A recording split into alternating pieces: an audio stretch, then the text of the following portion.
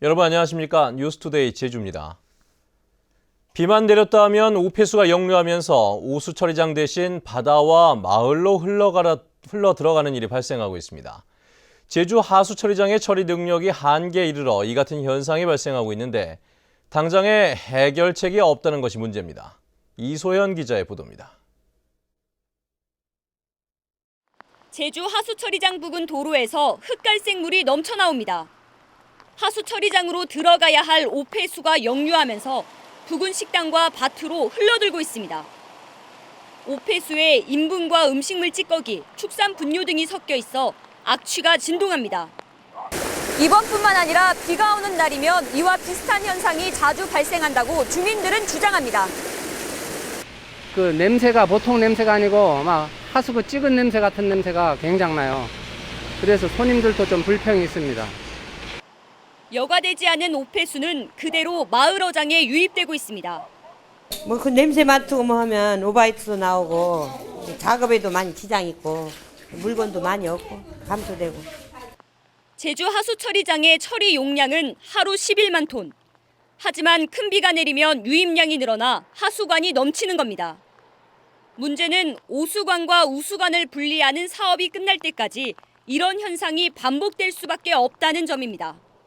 저희가 06년도에서부터 20년도까지 이런 하수관 분리 사업을 하고 있는데 그것을 할 때까지는 이런 비가 오면은 도두만이 아니라 어느 지역에도 이런 현상은 일어나고 있습니다. 특히 하수 처리 능력은 제자리인데 제주시 인구와 주택이 계속 늘고 있어서 주민들은 머지않아 오폐수 처리 대란이 발생하지 않을까 우려하고 있습니다. MBC 뉴스 이소연입니다. 제주의 근현대사를 고스란히 간직한 건물 100여 곳이 제주 곳곳에 남아 있는데요. 일부는 낡거나 훼손되고 또 철거냐 보존이냐를 놓고도 논란이 뜨겁습니다. 근대 건축물의 보존과 활용에 대해 박주연, 송원일 기자가 심층 취재했습니다. 제주시 도심에 있는 옛 국립수산물 품질검사원 제주지원 건물. 현대건축의 거장인 르 코르비지에 스타일로 1977년에 지어졌습니다. 3년 전 품질검사원이 이전하자 제주시는 올해 예산 9억 원을 확보해 이 건물을 철거한 뒤 마을 복지회관을 지을 계획입니다. 주민 설문조사 결과 일단 대다수 주민들이 신축하는 방향으로 추진해달라고 건의를 했습니다. 하지만 일부 단체에서 철거를 반대하고 나섰습니다. 근현대 건축적으로 가치가 있는 디자인이기 때문에 그 외관은 디자인은 그냥 살리고 내부를 훌륭하게 리모델링해서 활용해보자. 한국의 대표적 건축가인 김중업 선생이 설계한 옛 제주대 본관 건물도 논란 속에 사라졌습니다. 곡선의 아름다움을 보여주는 이 건물은 낡고 오래돼 안전에 문제가 생기자 1995년 철거됐습니다. 도내외 문화예술계가 보존을 요구했지만 허사였습니다. 시간의 흐름이 남아있는 곳이고 그런 것에 대해서만 철거를 해버린다 그러면은 시장 논리 아니면 그 건축물 자체를 소비재로 봤을 경우에는 그게 맞겠지만은 건축물이라는 게 단지 소비재로서만 존재하는 게 아니라 문화의 가치도 품어있기 때문에 제주의 근대 역사를 간직한 건축물은 100여 곳. 등록문화재로 지정된 20여 곳을 제외하면 대부분 훼손된 채 방치되거나 철거되고 있습니다. 어떤 건물이라도 낡고 오래되면 철거할지 아니면 보존할지 고민이 생기기 마련입니다. 어려운 이 문제를 지혜롭게 풀고 있는 국내외 사례를 송원일 기자가 보도합니다. 전라북도 군산시에 있는 조선은행 건물. 일제시대 수탈의 상징인 이 건물은 화재로 수십 년간 방치되다 군산시가 사들여 박물관으로 바꿨습니다. 내부 벽체 일부는 90년 전 원형 그대로 보존했습니다. 군산시는 2009년부터 근대 역사를 간직한 건축물들을 보존하고 다양한 방식으로 활용하는 근대 문화도시 조성 사업을 추진하고 있습니다. 우리 젊은이들이 역사의 변화를 실물을 보고 직접 느낄 수 있고 그래서 산 교육 장소이면서 유럽 대부분의 도시들도 오래된 건물을 보존하면서 재활용하고 있습니다. 1890년에 지어진 이 화력발전소 건물은 카페와 문화공간으로 탈바꿈했습니다. 옛 건물의 겉모습은 유지하면서 새로운 용도로 활용하는 방식은 이미 세계적인 흐름으로 자리 잡았습니다. In another 100 years, people will come along and they will see, the 19th century, the 20th century, the 21st century. And if they want to do something to this building, I hope they will do it.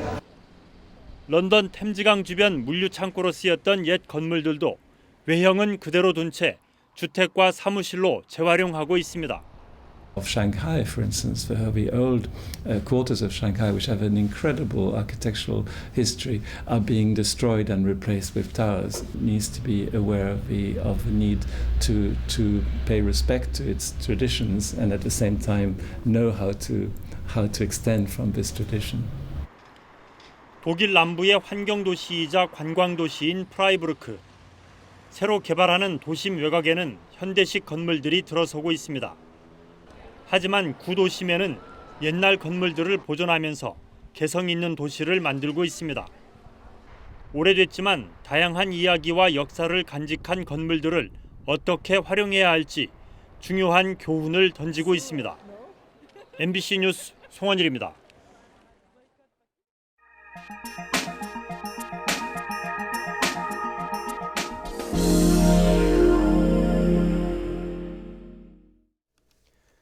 우리나라, 일본 등과 달리 해조류를 잘 먹지 않는 유럽에서도 점차 해조류의 가치에 눈을 뜨고 있다고 합니다. 전문가들은 해조류로 석유를 대체할 바이오 연료도 만들고 환경 문제까지 해결 가능하다는 점에 주목하고 있습니다. 목포문화방송 양현승 기자가 취재했습니다. 런던에서 북서쪽으로 820km 떨어진 곳에 있는 작은 어촌 마을. 대서양을 마주한 바닷가는 퓨커스로 불리는 해조류로 까맣게 뒤덮여 있습니다.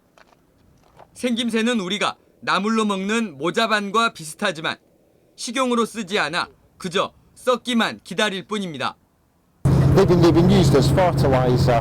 They're very easily collectible from the shoreline and they're a very quick and easy way of adding nutrients to the soil. 그러나 이제 유럽도 해조류의 가치에 서서히 눈을 뜨고 있습니다. 유럽연합의 7개 나라가 예산을 지원해 스코틀랜드와 네덜란드, 노르웨이 등 3곳의 해조류 양식장을 조성했습니다. Yes, that's exactly it. We're trying to, this EU funding is to encourage businesses to get involved in this area and to develop technology so that they can be involved in it in the future. 해조류로 석유를 대체할 새로운 바다 유전으로 만드는 게 최종 목표입니다. 바이오 연료를 만들고 동시에 화석 연료 시대가 남겼던 환경 문제까지 해결 가능하다는 점에 주목하고 있습니다. 1,000 square kilometers of a kelp bed absorbs maybe up to 1,000,000 tons of CO2 annually.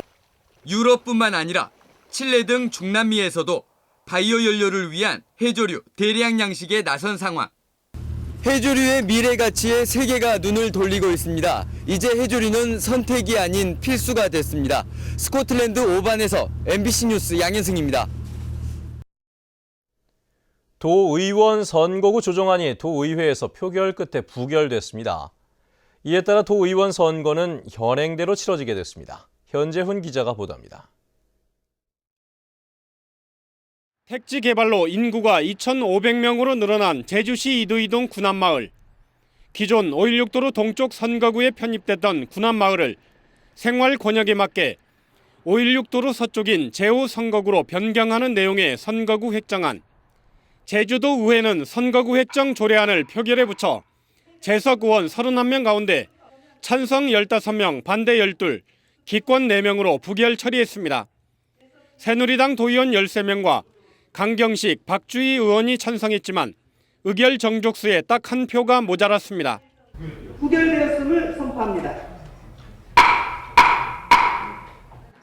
선거구 획정안은 지난 19일 상임위에서 민주당 의원의 주도로 부결됐습니다. 이에 반발해 새누리당 의원들은 선거구 획정안이 존중돼야 한다며 본회의 상정을 요구했고, 선거구 획정위원회 안은 원안 가결함이 마땅하다고 함에도 불구하고 이를 부결 처리함은 정치적 행위로서 당리당략적이라는. 본회의 표결에 앞서 민주당은 군안마을만을 바꾸는 선거구 조정은 바람직하지 않다며 반대 입장을 분명히 했습니다. 인구수, 군함동의 생활 번역, 지역 정서, 지역 특성은 설득력이 없기 때문입니다. 현재의 4.5 선거구가 문제는 적지 않은 선거구가 자유로울 수가 없습니다. 결국 도의원 선거는 현행대로 치러지게 됐습니다.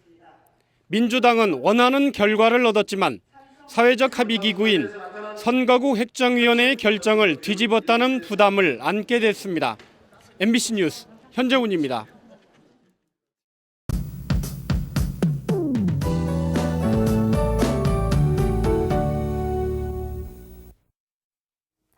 네, 오늘도 10도를 웃도는 포근한 날씨가 이어지겠습니다. 하지만 뿌연 연무나 방무가 낀 곳이 있어 주의하셔야겠는데요. 다행히 어제 비가 내리면서 미세먼지 걱정은 안 하셔도 되겠습니다. 내일은 차차 흐려져 오후부터 비 소식이 있고요. 비의 양은 5mm 미만으로 활동하는 데 큰 지장은 없겠습니다. 다음은 자산 지역별 날씨입니다.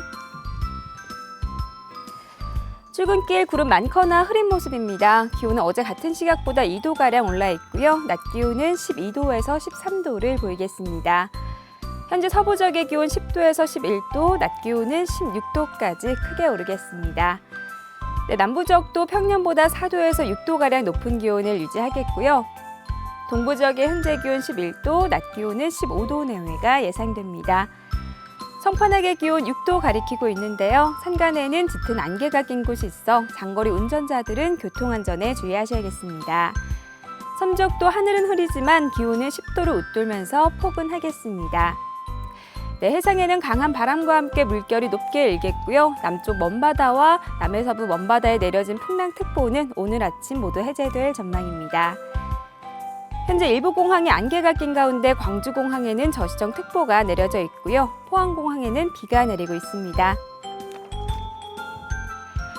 네, 내일 시작된 비는 주말인 모레까지 이어지겠습니다. 날씨였습니다. 제주시 지역 80세 이상 노인 인구가 빠르게 늘고 있습니다. 제주시가 주민등록 인구 통계를 집계한 결과 80세 이상 노인은 11,651명으로 1년 전보다 10.2% 증가했습니다. 이 가운데 여자가 77%, 남자는 23%고 제주시 전체 인구의 2.6%를 차지하고 있습니다. 특히 100세 이상 장수 노인은 68명으로 인구 10만 명당 15.3명으로 조사됐습니다. 다음은 문화예술계 소식과 생활 정보를 정유진 아나운서가 전해드립니다.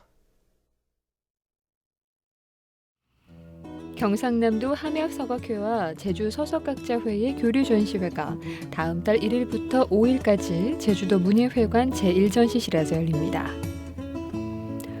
수묵 담채화로 자연의 아름다움을 정교하게 표현하는 이재필화가 기획조대전이 다음 달 9일까지 제주시 현인갤러리에서 열립니다. 한글 서해무견회는 3.1절을 맞아 안중근 의사가 중국 리순 감옥에서 사형 집행을 기다리며 쓴 유작 넉점과 백범 김구 선생의 유작 10점을 다음 달 1일부터 5일까지 제주시 한경면 저지예술인 마을의 먹거리 있는 집에서 선보입니다. 제주도립미술관에서는 다음 달 4일부터 5월 11일까지 한국 구상미술의 대가인 장리석 화백이 99세 백수를 맞은 것을 기념해 장화백의 작품 세계 전반을 회고하는 전시회를 마련합니다. 제주 CBS가 창립 13주년을 맞아 마련한 금난새의 해설이 있는 음악회가 다음 달 6일 저녁 7시 30분 제주 아트센터에서 유라시안 필하모닉 오케스트라의 연주와 함께 열립니다. 제10회 라이온스배 시각장애인 점자 컴퓨터 활용 경진대회가 다음 달 4일 오후 1시부터 제주 시각장애인 복지관에서 열려 시각장애인 30여 명이 출전해 기량을 겨룹니다. 제주시 신대로에 있는 우리마트에서는 전산사원 2명을 채용합니다. 급여는 연봉 1,800만 원 이상으로 자산사항은 727국에 5,000번으로 문의하면 됩니다. 생활문화정보 정유진입니다. 제주를 여행하기에 가장 좋은 계절은 봄이라는 설문조사 결과가 나왔습니다. 인터넷 여행정보 사이트인 투어팁스가 최근 제주 여행 경험자 688명을 대상으로 설문조사한 결과 봄이 가장 좋다는 응답이 31%로 가장 많았고 여름 15%, 가을 12%, 겨울 6% 순이었고 사계절 모두 좋다는 응답도 36%였습니다. 또 사진 찍기 좋은 풍경은 우도, 자연 속 힐링 장소는 사려니 숲길이 꼽혔고 아쉬움이 큰 장소로는 제주의 각종 쇼와 공연이 꼽혔습니다.